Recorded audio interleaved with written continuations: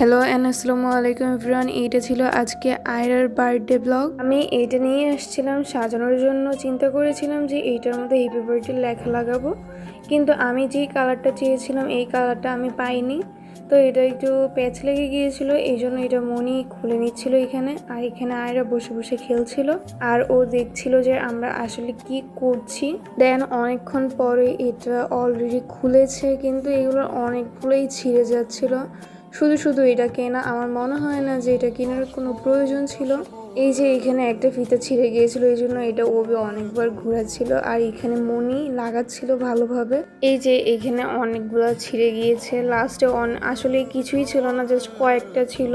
তো আমরা আমাদের মতো বেলুনগুলো সেট করে নিয়েছি আর এইখানে আয়রাও বসে বসে খেলছিল ওবির সাথে বেলুন দিয়ে।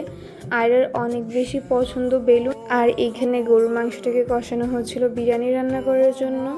তো এইখানে একটু আসলাম, দেখলাম, দেন চলে গিয়েছিলাম আমার কেকটাকে সেট করার জন্য। এইটা হচ্ছিল না, রাতে করতে পারিনি।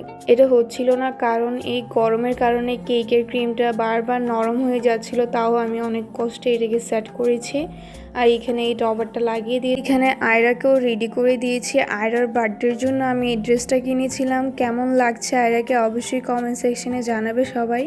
আর সবাই মাশাল্লাহ বলবে, ওই জন্য অনেক বেশি দোয়া করবে। এখানে অলরেডি বিরিয়ানি রান্না করা শেষ, এই জন্য সবাই খেতে বসে গিয়েছিল। তারপর খাওয়া শেষে আমি কাপ কেকগুলোকে এইখানে সেট করে নিচ্ছিলাম।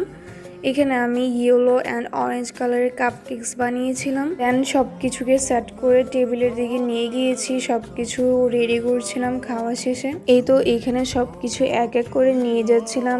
এখন হচ্ছে কেক নিয়ে যাচ্ছিলাম, যেটা হচ্ছে বার্থডে সবচেয়ে বেশি ইম্পর্ট্যান্ট। আমি এখানে রেড রোজ ইউজ করেছি, আয়রার ড্রেসটা ছিল রেড, এই জন্য। কেকটা কেমন হয়েছে অবশ্যই জানাবে। এই তো আমার টেবিল সেট করা হয়ে গিয়েছে, আমি আমার মতো করে যতটুকু পেরেছি করেছি।